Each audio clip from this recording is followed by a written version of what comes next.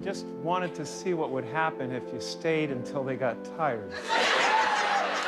Usually people sit down during the biggest part of the applause. Yeah, right, yeah. So I thought I would see what that...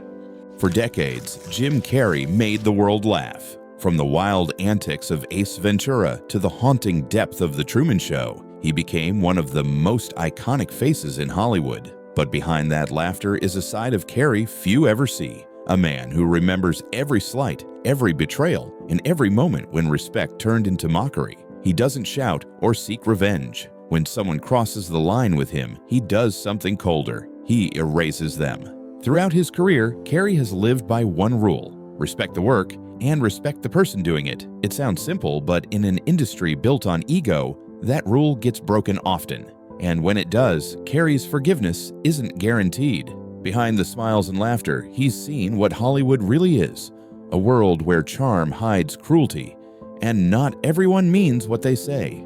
He's worked with Oscar winners, cultural icons, and box office giants, but some of those encounters left scars. Some mocked him, some underestimated him, and others revealed the kind of hypocrisy that still disgusts him today. Carrey never made a public list, but stories have surfaced. Quiet moments of tension, bruised egos, and broken trust that never healed. From an Oscar legend who humiliated him at dinner, to a Hollywood star whose outburst shattered his respect, and even the woman who turned love into leverage. These are the 6 people Jim Carrey never forgave, and once you hear their names, you might see Hollywood and Carrey himself in a completely different light. In 1994, Jim Carrey was untouchable. Within a single year, he'd gone from struggling comedian to Hollywood's new king of comedy. Ace Ventura, The Mask, and Dumb and Dumber had turned him into a phenomenon. Loud, unpredictable, and unlike anything audiences had ever seen. When he landed the role of the Riddler in Batman Forever, it felt like the perfect next step, a chance to share the screen with an Oscar-winning legend, Tommy Lee Jones. But what should have been a dream collaboration quickly turned into a nightmare. From the first week on set, the tension was impossible to ignore. Jones, fresh off The Fugitive, saw Batman Forever as a paycheck gig beneath his stature. And Carrey's over-the-top improvisations didn't help. Crew members later recalled Jones calling him unprofessional and distracting. The mood on set turned cold, and the respect Carrey had once felt for Jones began to fade fast. The breaking point came one night in a quiet Burbank restaurant. Carrey spotted Jones sitting across the room and walked over to say hello, trying to smooth things over. But before he could speak, Jones stood up, his face pale, hands shaking, and said words that Carrey would never forget. "I hate you. I really don't like you. I cannot sanction your buffoonery."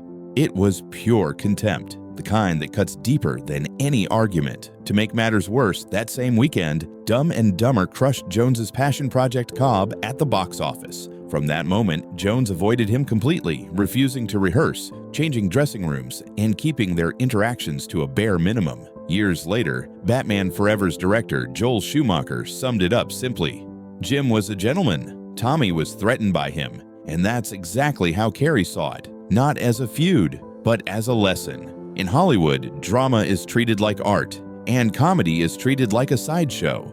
But Carrey knew the truth. Making people laugh takes just as much courage as making them cry. And the moment someone disrespects that, they lose his respect forever. Some moments define a career. Others expose everything wrong with the system that built it. For Jim Carrey, the 2022 Oscars was one of those moments, a night that stripped away the illusion of Hollywood's integrity and revealed what he'd quietly believed for years. When Will Smith walked on stage and slapped Chris Rock across the face on live television, millions around the world froze. The moment was raw, shocking, and unforgettable. But what followed disturbed Carrey far more. Less than an hour later, the same audience that had gasped in disbelief rose to its feet, cheering as Smith accepted his Best Actor award. No one stopped the show. No one held him accountable. Instead, the industry celebrated him like nothing had happened. For Carrey, it wasn't just disappointing, it was revolting. He'd spent decades being the punchline, enduring endless jokes about his relationships, his mental health, his career highs and lows. He'd been mocked, misunderstood, and criticized, yet he never once resorted to violence. Watching a man assault another performer on live television and still receive a standing ovation told Carrey everything he needed to know about Hollywood. "I was sickened by it," he said later. "I felt like Hollywood has no spine anymore." The next morning, he made headlines when he said, "I'd have announced this morning that I was suing Will for $200 million because that video is going to be there forever." He wasn't being dramatic. For Carrey, it wasn't about money. It was about principle. The slap was more than a moment of anger. It was a reflection of a culture that protects its stars and punishes its truth-tellers. A world where consequences only exist for those without status. He'd always known that fame came with privilege, but seeing it play out in front of millions made it undeniable. "Hollywood," he said, "is not the cool club anymore." To Carrey, the applause that night wasn't for talent. It was for power. It was proof that the industry would rather protect its image than its integrity. And that's what made it unforgivable. It wasn't about Will Smith personally. It was about what that moment revealed, the moral bankruptcy of an entire system. For Carrey, it was the final confirmation of everything he'd always felt. In Hollywood, talent can make you loved, fame can make you rich, but only silence keeps you safe. And Jim Carrey was done staying silent. Some people build fame through talent. Others build it through attention. To Jim Carrey, the difference has always mattered, and no family blurred that line more than the Kardashians. By 2017, their empire had become a global obsession: reality shows, beauty brands, social media dominance. But for Carrey, it represented everything wrong with the culture of celebrity. Fame had become the goal, not the result of doing something meaningful. To him, the Kardashians weren't just influencers. They were proof that society had stopped caring about substance. That year, at a Harper's Bazaar Icons event in New York, Carrey was asked by a reporter what brought him there. He didn't fake a smile or give a polished answer. Instead, he looked directly into the camera and said, "I wanted to find the most meaningless event possible and be here." When the interviewer tried to lighten the moment by asking about the celebration of icons, he cut her off. "I don't believe in icons. I don't believe in personalities. I believe peace lies beyond all that." It was awkward, uncomfortable, and exactly the point. Carrey wasn't just mocking an event. He was calling out the entire illusion. For him, Hollywood had traded authenticity for image, and no one embodied that shift more than the Kardashians. They had turned The Truman Show, a movie that warned against living in a manufactured reality, into a business model. Millions of fans tuned in, not to watch art, but to consume a carefully packaged version of someone else's life. To Carrey, it was dangerous. It taught people that fame itself was the achievement, that being seen mattered more than doing something worth seeing. He believed it was poisoning a generation, convincing them that success was about exposure, not effort. Carrey has always viewed celebrity as a trap, something that distorts reality until you forget who you are. The Kardashians, in his eyes, were the final evolution of that trap. Proof that the industry no longer celebrated artists, just personalities. He never attacked them directly. He didn't need to. His silence spoke louder than any headline. Because when it comes to fame built on illusion, Jim Carrey doesn't hate it. He pities it. Some rivalries start with jealousy. Others start with something far worse, disrespect. For Jim Carrey, his issue with Shia LaBeouf wasn't about ego or competition. It was about integrity.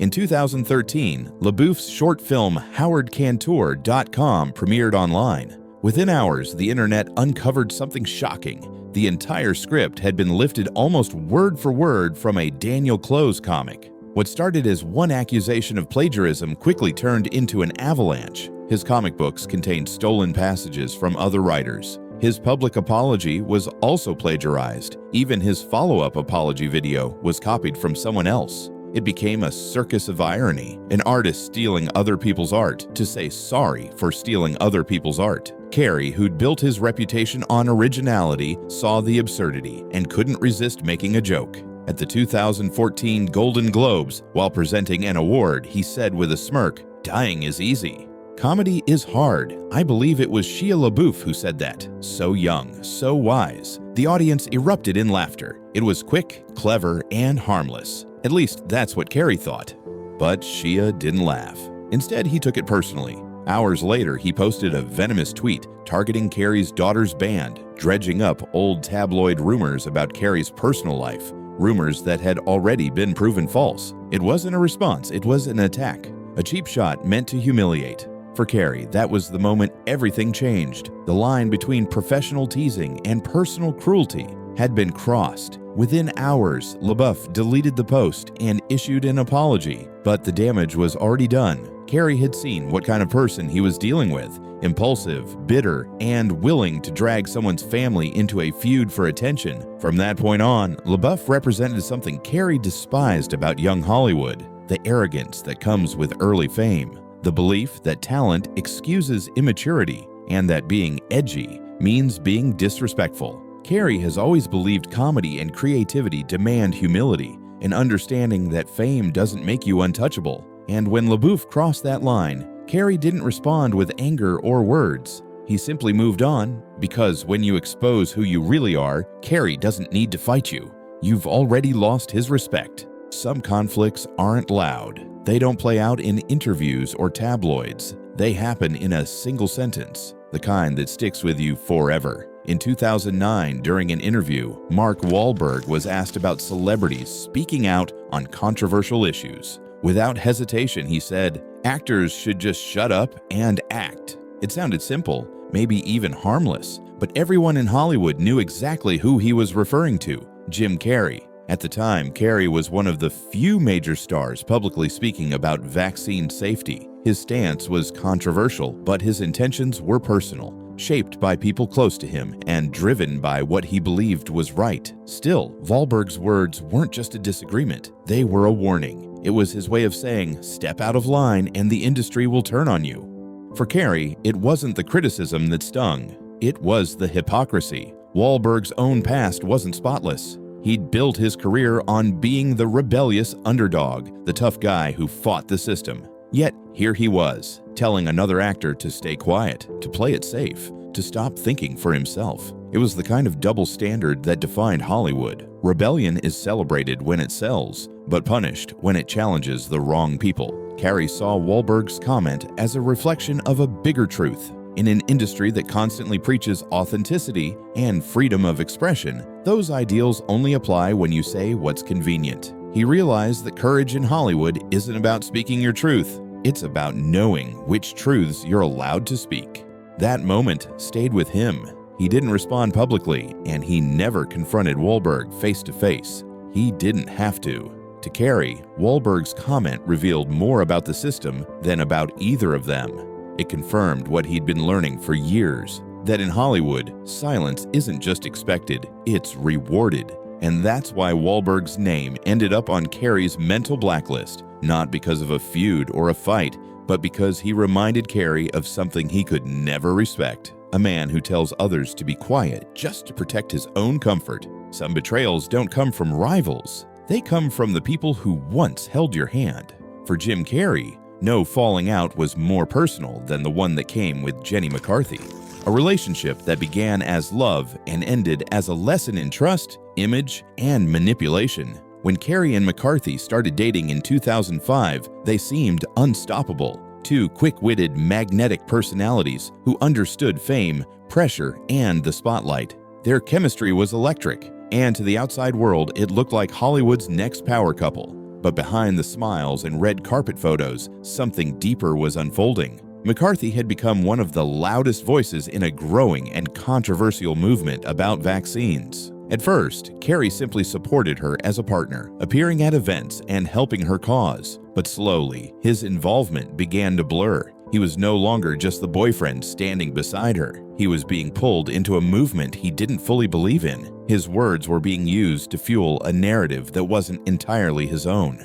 As the months turned into years, the line between their love and her activism disappeared. Carrey's fame gave her message a megaphone, and whether he liked it or not, he became part of the controversy. Soon, it began to cost him. Friends distanced themselves, projects slipped away, and the public started to see him differently. What once felt like partnership now felt like pressure. When Carrey began to question the direction things were heading, the relationship began to fracture. McCarthy wanted him to stand firmer, to speak louder, to take on the fight as his own. But for Carrey, it wasn't his battle, and it was destroying the peace he'd spent years trying to find. By 2010, the relationship ended quietly, at least in public. Privately, it left him drained and disillusioned. A few weeks later, McCarthy announced the closure of her autism school, citing different visions with her partner. Insiders claimed Carrey had considered stepping in to keep it running, but once the relationship ended, so did his involvement. It was a painful but clear decision,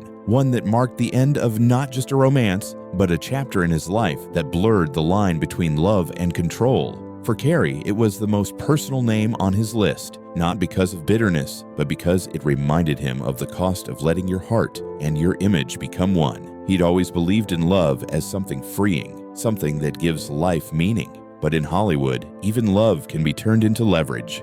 And when that happens, Carrey doesn't fight. He walks away because to him, nothing is worth losing yourself over. For years, Jim Carrey was the man who made the world laugh, the face of chaos, comedy, and limitless imagination. But behind that energy was something deeper, a quiet awareness of how dark the industry could really be. The smiles, the fame, the red carpets, they were all part of a game. And if you disrespected the art, the truth, or the people who gave it meaning, you were out. Every name on Carrey's mental blacklist tells a story, not just about conflict, but about principles. Tommy Lee Jones reminded him that ego has no class. Will Smith showed him that fame can erase accountability. The Kardashians proved that celebrity can exist without meaning. Shia LaBeouf revealed how arrogance can destroy respect. Mark Wahlberg exposed how silence is often safer than honesty. And Jenny McCarthy, she taught him that even love can be used as leverage. Through it all, Carrey never became bitter. He became awake. He saw the machine for what it really was, a place that praises authenticity while secretly punishing it. That's why he stopped chasing the spotlight. That's why he paints, writes, and disappears for months at a time. Because once you've seen the mask behind Hollywood's smile, you can never unsee it. He doesn't seek revenge. He doesn't name names in anger. He just walks away, quietly, completely, and permanently.